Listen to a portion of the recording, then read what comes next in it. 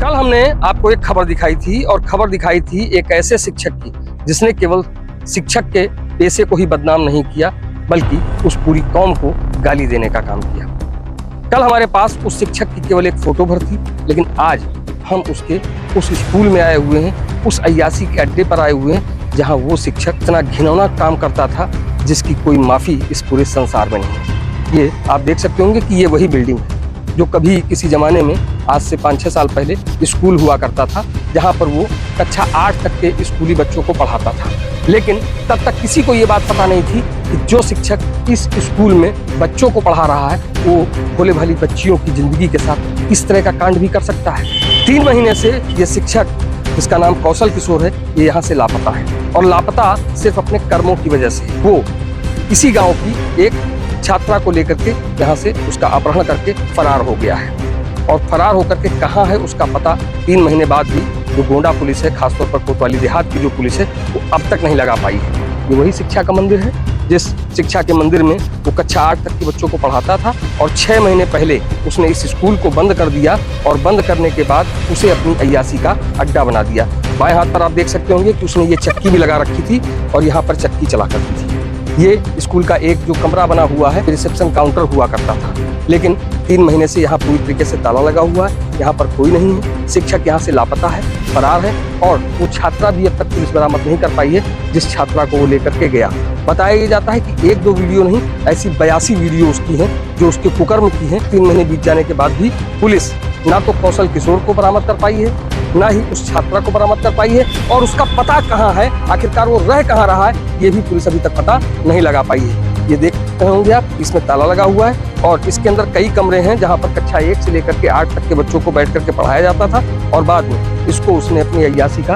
अड्डा बना दिया। जिस शिक्षक को समाज की धुरी कहा जाता है, जो बच्चों का भविष्य बनाने और बिगाड़ने में जिसका एक अहम रोल होता है, समाज को दिशा देने में एक अहम रोल होता है, बच्चों को तराश कर जमीन से आसमान का सितारा बनाने में जिसका योगदान होता है, उस शिक्षक के पेशे को इस कौशल किशोर नाम के शिक्षक ने केवल कलंकित ही नहीं किया बल्कि एक ऐसा काला धब्बा लगा दिया है शिक्षकों के पेशे को लेकर के, जिसको लेकर के कहीं ना कहीं हर शिक्षक अपने आप को ठगा सा महसूस कर रहा है। अब गोंडा पुलिस कितनी जल्दी उसको गिरफ्तार करती है और इसके बाद योगी राज में जहाँ पर माफियाओं के घरों पर बुलडोजर चलाए जा रहे हैं, लुटेरों के घरों पर बुलडोजर चलाए जा रहे हैं, जितने चोर उचक्के हैं उनके घरों पर बुलडोजर चलाए, ऐसी स्थिति में इस बलात्कारी जो शिक्षक है जिसको पट्टे की जमीन यहाँ पर मिली थी, उस पट्टे की जमीन पर जिसने स्कूल खोला, आखिर उस पर बुलडोजर चलेगा कब, कि कब उसको पुलिस पकड़ती है और इसके बाद कब इस घर को जमींदोज किया जाता है। ये दोनों ही चीजें देखने वाली होंगी, क्योंकि कल तक हमारे पास कुछ नहीं था, केवल एक फोटो भर थी उस बलात्कारी शिक्षक की, लेकिन आज ये घर आप देख रहे होंगे और इसी घर में वो रहता था।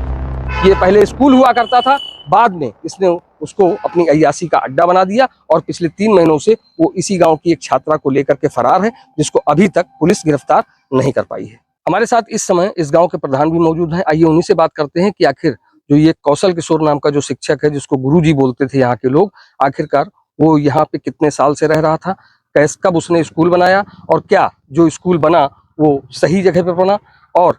क्या उसके जो कृत्य थे, जो उसके बुरे कर्म थे, क्या उसकी जानकारी पहले यहाँ के लोगों को नहीं थी। प्रधान जी, ये बताइए कि जैसे जहाँ पर इसने स्कूल खोला, जहाँ पर उसने अपने बाद में उसको अय्यासी का अड्डा बना दिया और यहीं पर, क्या ये जमीन जो है ये कैसी जमीन है जहाँ पर उसने स्कूल खोला? पहले सीलिंग की जमीन थी, उसमें कुछ लोग पट्टा पाए हैं, ये भी कहाँ से पट्टा पाए हैं ये बहुत जानकारी नहीं है। आवासीय आवंटन नहीं है, ये 3 बीघे का शायद संभवतः पट्टा है जो बहुधरी हो चुका है। मकान उकान बनाए हैं, पहले पूर्व में विद्यालय चल रहा था, इसमें पढ़ाते उड़ाते थे। अच्छा, इसके जो कुकर्म थे, क्या इसकी जानकारी आप लोगों को पहले नहीं थी? अब पहले ऐसी कोई जानकारी फिलहाल नहीं थी, अब जो सुनाई पड़ रहा है या जो चल रहा है समाज में वो जानकारी हुई है। जैसे ये अध्यापक हैं, अध्यापक को ऐसा कृत्य नहीं करना चाहिए। अध्यापक ऐसा कृत्य करेंगे तो समाज में बच्चों का भविष्य क्या होगा,